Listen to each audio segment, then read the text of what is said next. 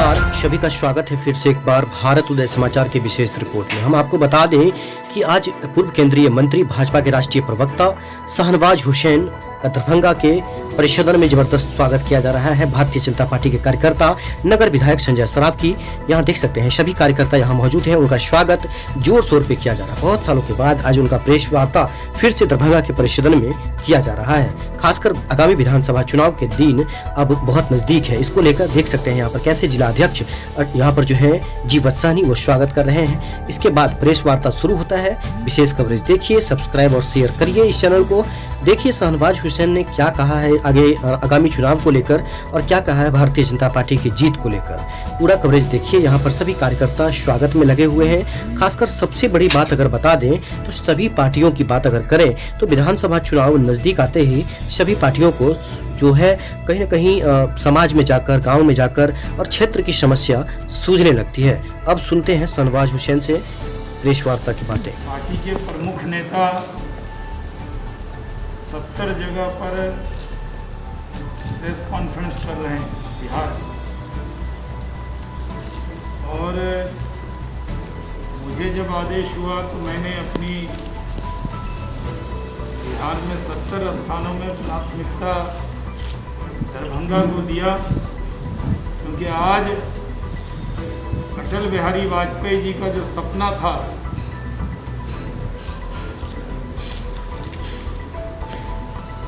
अटल बिहारी वाजपेयी जी जब प्रधानमंत्री थे, जिस पुल का शिलान्यास उन्होंने किया, आज उसका उद्घाटन देश के प्रधानमंत्री नरेंद्र मोदी जी ने किया।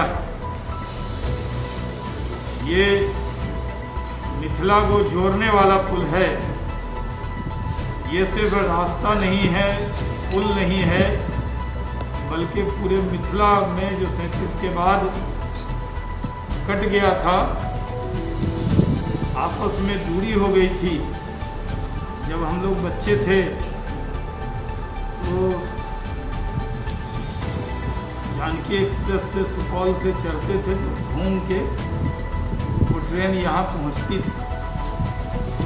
अब ये पुल बन जाने के बाद सुपौल, सहरसा, मधेपुरा, अररिया, किशनगंज की दूरी कम हो जाएगी। तो यातायात के क्षेत्र में राजधानी से दूर माना जाता था मिथिलांचल का इलाका। अब कोई दूरी नहीं है, दूरी नजदीकी में बदल गई।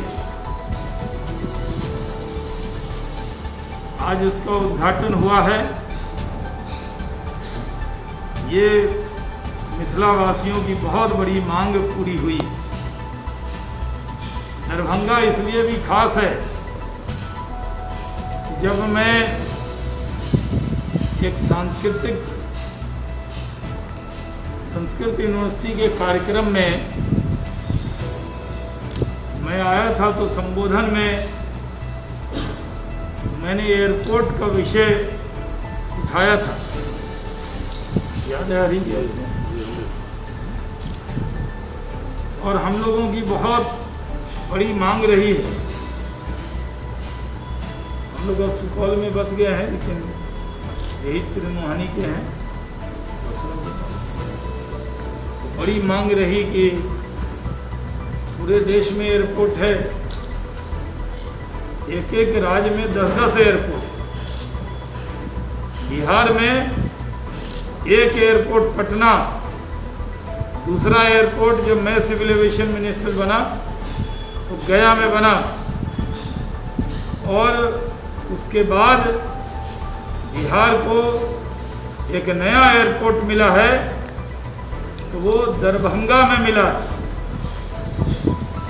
ये सिर्फ दरभंगा के लिए नहीं, पूरे मिथिला वासियों के लिए विकास की नई राह खोलेगा।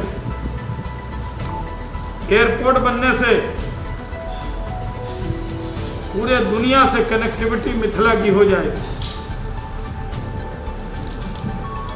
पूरे देश में, दुनिया में बिहार की पहचान मैथिली और मिथिला से भी है, मखाना से भी है। हमारी मीठी बोली मैथिली पूरे दुनिया में सबसे मीठी जबान जानी जाती। जब अटल बिहारी वाजपेयी जी प्रधानमंत्री थे तो अष्टम सूची में मैथिली को डाला और उस वक्त उस कैबिनेट के निर्णय में मैं भी मौजूद था, यानी मिथिलावासी के नाते मैं ही कैबिनेट में था। और वो एक प्रस्ताव लेके तुरंत अटल जी ने इसको अष्टम सूची में डाला। तो मैथिल वासियों की उम्मीदों पर खड़े उतरे हैं नरेंद्र मोदी जी। अपने जन्मदिन पर सबसे ज्यादा तोहफा अगर किसी को दिया तो वो मिथिला को दिया। ये रिटर्न गिफ्ट है। जब हम जन्मदिन में कहीं जाते हैं तो कुछ तोहफा लेकर जाते हैं। नरेंद्र मोदी जी को हम लोगों ने बिहार में बीजेपी ने 17 के 17 सांसद दिए। जदयू के एक सीट सिर्फ किशनगंज लूज हुई, हमने 40 में से 39 दिया। तो नरेंद्र मोदी जी ने अपने जन्मदिन के अवसर पर हम सबको एक बड़ा रिटर्न गिफ्ट दिया है। हम लोग उम्मीद करते हैं कि नरेंद्र मोदी जी लंबे काल तक, यानी सबका रिकॉर्ड तोड़ दें, लंबे काल तक देश के प्रधानमंत्री वो रहें। देश की जनता उनको छोड़ने वाली नहीं है, उनको प्रधानमंत्री के पद पर बैठाए रखेगी और दुआ भी देगी। नरेंद्र मोदी जी ने सब सपना पूरा किया। हम लोग जब कहते थे, मंच पर लोग कहते थे, ये लोग नारा लगाते हैं, सौगंध राम की खाते हैं मंदिर वहीं बनाए, लेकिन कांग्रेसी कहते थे तारीख नहीं बताए। नरेंद्र मोदी जी ने कांग्रेसियों को तारीख भी बताई। अब तो वो भी जय हनुमान जय राम कर रहे हैं। ये भी एक अच्छा परिवर्तन उन्होंने हृदय में कर दिया है। कई लोग कहते थे ट्रिपल तलाक खत्म नहीं कर सकते, करके दिखाए। लोग कहते थे कि हमारे झंडे को हाथ लगा दो। महबूबा कहती थी, महबूबा मतलब कश्मीर की महबूबा मुफ्ती। महबूबा कहती थी कि अगर हाथ लगाया तो हाथ जल जाए। 35 ए क्या, एक झटके में धारा 370 भी समाप्त कर दिया। कश्मीर से कन्याकुमारी तक एक हम लोगों ने काम किया। हम लोगों ने अपने बॉर्डर पर भी बता दिया चाइना को कि अगर हमारे 20 जवान शहीद हुए तो हमने चाइना के 43 से ज्यादा सैनिकों की गर्दन मरोड़ दी। यही बिहार रेजिमेंट के जवान थे। इसमें देश के कई जगह के संतोष बाबू भी थे, लेकिन वो रेजिमेंट बिहार रेजिमेंट। हम लोग देश को स्वाभिमान के साथ नरेंद्र मोदी के नेतृत्व में आगे बढ़ा रहे हैं और बढ़ाएंगे। सबका साथ, सबका विकास, सबका विश्वास। हम लोग किसी को छोड़कर चलने वाले नहीं। समाज के हर वर्ग को जोड़ेंगे। जो भी भारत माता की जय करेगा, हम उसकी जय करेंगे।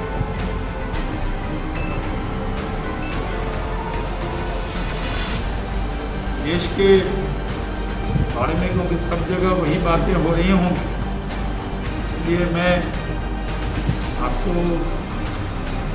आप जानते हैं कि 6,000 का हम अकाउंट में ही डाल रहे हैं। अब किसानों को ये अधिकार दिया है कि वो अपना अनाज, अपनी चीज़ें वो पैदा करे तो वो कहीं भी बेच सकता है। एक बड़ा ऐतिहासिक कदम। सिंचाई, खासकर मत्स्य पालन पे हम लोगों ने बहुत जोर दिया है। बिहार में आज भी मछली बहुत आंध्रा से और कई जगह से आती है। बिहार में जब गिरिराज जी यहाँ मंत्री थे तब भी वो मछली और उन्होंने बहुत काम किया था। युवाओं के लिए हमने कौशल विकास में बहुत काम करके दिखाया है और हमने भी सरकार ने जो रेलवे विद्युतीकरण है उसको करीब करीब कर लिया है। पर्यटन क्षेत्र को बढ़ावा तो अब और ज़्यादा मिलेगा, क्योंकि जब यहाँ एयरपोर्ट शुरू होगा बहुत से लोगों को अंदाज़ा नहीं होगा कि एयरपोर्ट बनने के बाद कैसे तकदीर और तस्वीर बदल जाती है। यहाँ एयरपोर्ट शुरू होने के बाद दरभंगा की, मिथिला की तकदीर और तस्वीर बदल जाएगी और यहाँ पर्यटन क्षेत्र में भी बहुत सी संभावनाएं हैं। उसका लाभ हम लोग इस इलाके को देंगे। आप जानते हैं कि कनेक्शन उपलब्ध कराने का फैसला लिया है। 7 सितंबर तक बिहार में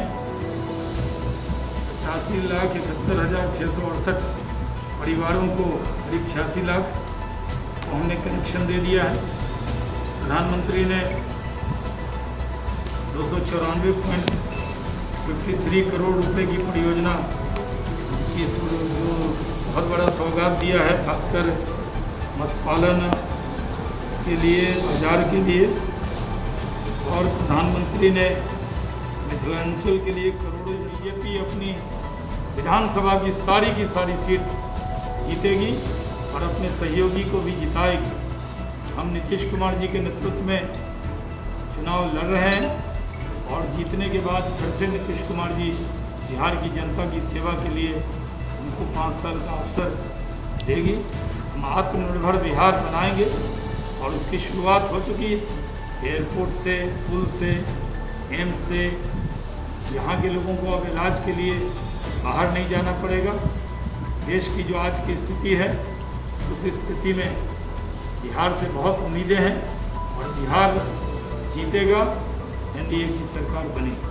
ये ओपनिंग रिमार्क मैंने अपने तरफ से कह दी है। आप मुझसे अगर कोई प्रश्न लग रहा हो कि बच गया। सर, एक चीज़ जानना चाहेंगे कि बिहार चुनाव में ओवैसी कितना बड़ा फैक्टर होगा पहला, और दूसरा जो एनडीए गठबंधन है उसके अंदर ये अंदर खाने से आ रही है खबर कि 143 सीट पे जो है एलजेपी चुनाव लड़ेगी। क्या कहेंगे, सब चीज़ ठीक नहीं है क्या? प्रश्न एक तो सर बिहार चुनाव में ओवैसी कितना मैं बड़ा factor- बोल रहा हूँ आपका प्रश्न संख्या एक या एक का खंड एक, ओवैसी हैदराबाद के अलावा कहीं कोई फैक्टर नहीं। किशनगंज में भी आरजेडी में जो विधायक थे अख्तरुल ईमान, वो अपने समाज में उनकी अच्छी पैठ है। लोकसभा में उन्होंने चुनाव छोड़ दिया था पिछला, बीजेपी ने जीत जाए इसलिए जनता ने थोड़े से वोट दिए। और पिछली बार विधानसभा में जो एक सीट एमआईएम किशनगंज से जीती, उसने जो वहाँ के सांसद हैं कांग्रेस के, उन्होंने अपनी माता जी को खड़ा किया था। तो परिवारवाद के खिलाफ वहाँ जो कैंडिडेट था, हमारा कैंडिडेट नहीं जीत सका, लेकिन एमआईएम का जीता। एमआईएम बिहार में खाता भी नहीं खोलेगी, कोई फैक्टर नहीं है। बिहार के लोग शांति प्रिय हैं। कोई भी तनाव पैदा करने वाले दल को बिहार में न हिंदू न मुसलमान को उसको आगे नहीं बढ़ा। नंबर 2, आपके सवाल पर, बिहार में नीतीश कुमार जी के नेतृत्व में बीजेपी, जेडीयू, लोजपा, मांझी जी की पार्टी सब मिलकर चुनाव लड़ेगी। इसमें कोई शक नहीं है, कोई शंका नहीं। ये जो सुशांत सिंह राजपूत के बारे में अरुण यादव जो बयान हुआ, अगर राजपूत रहता था तो क्या नहीं पता है। ये कांग्रेस के विधायक का बयान है, मध्य प्रदेश वाले का ना? राजद ये आरजेडी के विधायक का बयान है कि अगर सुशांत सिंह राजपूत होते तो आत्महत्या नहीं करते। राजपूत ऐसा काम कर ही नहीं सकते। ये घटिया ओछा बयान है, इस पर टिप्पणी करने का भी मन नहीं। सर, आपने कृषि की बात कही है, खास करके भारत की आत्मा गांवों में बसती है। सिंचाई के क्षेत्र में पिछले 15 साल में बिहार सरकार ने कोई काम नहीं किया। आपके कार्यकर्ता हैं, 99% नलकूप बंद हैं गाँवों के। पूछ लीजिए, इस पर क्या कहेंगे? सिंचाई की बात आपने कही। गांव में पीने का पानी पहुंच रहा है, सिंचाई में भी काफ़ी काम हुआ नल है। जल योजना की अगर बात कहेंगे, बहुत बड़ी स्कैंडल है बिहार में। किसी भी पंचायत में अगर एक भी पंचायत के एक भी वार्ड में अगर सुचारू रूप से चालू होगा तो बताइए नल जल योजना। आप अपने कार्यकर्ता से पूछिए, 2 दिन पानी आएगा, 2 दिन बंद रहेगा। आप अपने कार्यकर्ता से हम तो जिस दिन खोले 2 दिन और खास करके नलकूप सर 99% बंद है गाँव का। 15 साल से आपकी सरकार है बिहार में। नहीं, ये सब हमने ही काम किया है, हम ही करेंगे। हमने ही विकास किया है, हम ही उसको आगे बढ़ाएंगे। 15 साल कोई दूसरा जो है, अरे 15 यहाँ तो 35 साल का गड्ढा भरा हमने। अभी बिहार कितने पुल थे बिहार में, गंगा जी पे, कोसी पे, जो कुछ हुआ है हमने ही किया है। नीतीश कुमार के नेतृत्व में ही बिहार में वो सब काम हुआ है। आगे भी नीतीश कुमार सबसे अनुभवी व्यक्ति हैं, उनके नेतृत्व में सरकार बनाएंगे और काम को पूरा करेंगे। सर, मेरा एक सवाल है कि दरभंगा प्रमंडल को लेकर के है। दरभंगा प्रमंडल में लगभग 30 सीटें आती हैं, समस्तीपुर, मधुबनी और दरभंगा में।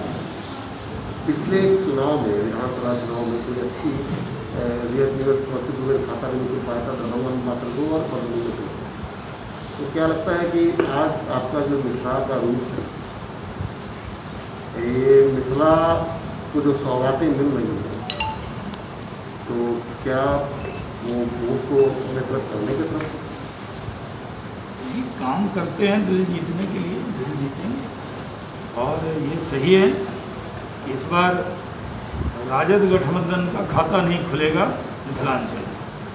सर, एक तो किसान विधेयक के बारे में बोले हैं ना, किसान के हित के लिए प्रधानमंत्री बहुत बड़ी बड़ी योजना का काम कर रहे हैं। तो केंद्रीय मंत्री आपका इसकी पार्टी मत लो। सब अपनी अपनी राय रखते हैं, जो हम बोल रहे हैं सब राय से आप सहमत थोड़ी होते हैं। 2015 के चुनाव के बाद आपके हायाघाट के एक एमएलए हैं एनडीए के अमरनाथ गामी जी, उन्होंने आपके दल के नेता को भी पूरे साल फेसबुक सोशल मीडिया पे गाली दिया, नीतीश कुमार को भी गाली दिया। क्या एनडीए इस बार पुनः अमरनाथ गामी जैसे लोगों को कैंडिडेट बनाएगी? देखिए, मैं बीजेपी की केंद्रीय चुनाव समिति का सदस्य हूँ, मैं प्रक्रिया जानता हूँ। नीचे से नाम जाता है प्रदेश में, जिला से, प्रदेश के लोग बैठते हैं, फिर केंद्र में तय होता है कौन उम्मीदवार कहाँ होगा। ये इस पर कोई चर्चा नहीं हुई है। जो सीटिंग होते हैं वो भी, और जो नए उम्मीदवार बनते हैं, सब पर चर्चा करके पार्टी निर्णय करती है। तो पार्टी निर्णय करेगी। व्यक्तियों के बारे में तो कोई चर्चा मेरी हुई नहीं कि कौन से व्यक्ति को बनाएगी, नहीं बनाएगी। लेकिन पार्टी के पास सक्षम नेतृत्व है और उसमें से चुनना मुश्किल काम होता है। उसमें से चुनेंगे और जो उम्मीदवार होगा वो सब लोग उसके साथ खड़े होंगे। नहीं, एक चीज़ तो सर देखने को मिल रहा है इस बार चुनाव में कि कार्यकर्ता खासकर जो कई सालों से काम कर रहे हैं वो कहीं बदलाव चला। ये आपकी अपनी राय है। सर, एक आखिरी सवाल, क्योंकि सीट शेयरिंग को लेकर के कोई बातचीत हुई है क्या? बीजेपी पहले से ज़्यादा सीटों पर लड़ेगी या उससे कम सीटों पर? क्या सीट शेयरिंग में जो भी बातचीत फाइनल जब हो जाएगी तो उसकी आधिकारिक सूचना आधिकारिक प्रवक्ता के नाते हम बताएंगे। कोई बातचीत चल रही है? और बातचीत तो चलती रहती है। हम जब सहयोगी जब गठबंधन करते हैं तो बातचीत नहीं करेंगे। ज़्यादा सीट पर लड़ेंगे या कम? पहले से ज़्यादा सीट लेंगे या फिर पूरा 243 लड़ेंगे बीजेपी के? एनडीए बीजेपी कितना बीजेपी जो लड़ेगी जितना वो बताएंगे ना, कि अभी बता देंगे। सर, एक चीज़ और है कि जिस तरह से इनका ये थी।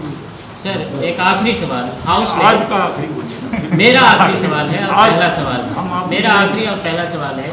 हाउस में वज़ीर आज़म ने कहा है कि पड़ोसी मुल्क चीन ने एक भी कदम कब्जा न किया है, न किया था, न करेगा। आपको जबकि राजनाथ सिंह ने कहा है कि चीन ने अवैध दखल कब्जा कर रखा है। दोनों बयानों में फर्क नजर आता है। ये आपके सुनने में फ़र्क है, बयानों में फ़र्क नहीं। पहली बात तो ये कि भारत और चाइना पे जो हमारा बॉर्डर है उसमें हम लोग भी पेट्रोलिंग करते, वो भी पेट्रोलिंग करते। पेट्रोलिंग करने में जहाँ हम कर रहे थे वहाँ वो नहीं कर पा रहे हैं, जहाँ वो कर रहे थे वहाँ हम नहीं कर पा रहे हैं। कोई ज़मीन हमारी दखल नहीं की है। जो एक एरिया है पेट्रोलिंग का एरिया, वहाँ पे उन्होंने कुछ इंफ्रास्ट्रक्चर बनाया जिस पर हमको इतराज़ है, और जहाँ वो दखल करने आए थे हमने उनको खदेड़ दिया था। इसलिए भारत में कुछ भारत विरोधी ताकतें हैं जो ग्लोबल टाइम पर भरोसा करती हैं, चाइना के पर भरोसा करती हैं, भारत सरकार के बयान पर सवाल खड़ा करते हैं। कुछ लोगों को बहुत मज़ा आता है, देखो हमारा ले लिया, हमारा ले लिया। यकीन रखिए देश की सेना पर, देश के प्रधानमंत्री पर। सेना जो कह रही है, जो प्रधानमंत्री कह रहे हैं, जो रक्षा मंत्री कह रहे हैं, उस पर सबको विश्वास है। और हमें चाइना को बता दिया है कि हम 1962 का भारत नहीं, ये नरेंद्र मोदी का भारत है। ये प्रधानमंत्री न झुका है न झुकेगा। इसलिए चाइना को उसकी हैसियत में लाकर हमने खड़ा किया। राहुल गांधी को सर विश्वास क्यों नहीं हो रहा?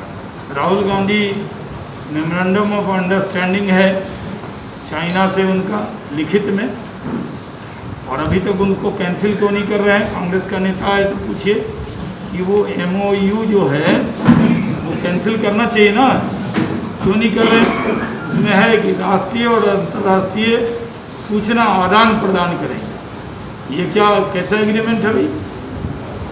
इसलिए कांग्रेस, राहुल गांधी जब डोकलाम विवाद हुआ तो चाइनीज़ एम्बेसडर के साथ डिनर कर लिया बिना भारत को बताए हुए। जब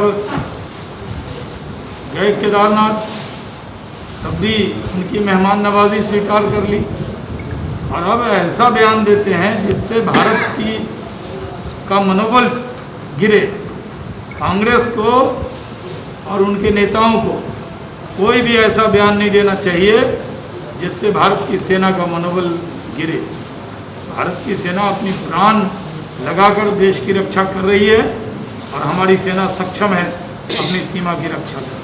सर, देश के लोग जिस तरह से अब आप ही पूछिएगा तो इंटरव्यू हो जाएगा ना, कुछ मौका दीजिए जी। सर, एक में बाढ़ का अस्थायी निदान सर, यहाँ का जो मुद्दा है वो अभी तक बना नहीं है। NDA का मुद्दा रहेगा सर ये चुनावी मुद्दा, बाढ़ का अस्थायी निदान? अभी तक चूँकि 16 जिला में सबसे ज़्यादा यदि ग्रस्त रहा तो ये दरभंगा जिला रहा सर, लेकिन इसका अस्थायी निदान अभी तक नहीं हो पा रहा। देखिए, बाढ़ की जो समस्या है बहुत वैलिड क्वेश्चन है, खासकर मिथिला में, कोसी में। हम लोगों के लिए बाढ़ एक बड़ी त्रासदी, और इसका अस्थायी समाधान नेपाल को विश्वास में लेके ही होना, और उसमें हम लोग प्रयासरत हैं कि इसका अस्थायी समाधान। सर, कुछ प्लान है अभी तक? कुछ प्लान बन पाया है किस प्रकार ये समाधान? बातचीत हो रही है, बातचीत जारी है। सर, सुशील मोदी का जो बयान आया है इंटरव्यू के दौरान उन्होंने दिया था कि कोरोना काल जितने मजदूर हैं पलायन किए थे वो शौकिया है। क्या कह रहे थे? सुशील मोदी जी एक बयान दिए हैं, इंटरव्यू दे रहे थे ना, इसको दिए एक यूट्यूब चैनल को, उसमें उन्होंने कहा पलायन जो भी हो रहा है मजदूरों का कोरोना काल में हुआ और जो भी हो रहा है उस पर शौकिया पलायन, वो शौक से आते हैं, शौक से जाते हैं। फिर मोदी जी, प्रधानमंत्री जी उसको फटकार भी लगाए। ऐसा तो हम सुने नहीं, आप ही से आज की बात है, वीडियो कॉन्फ्रेंसिंग। शौकिया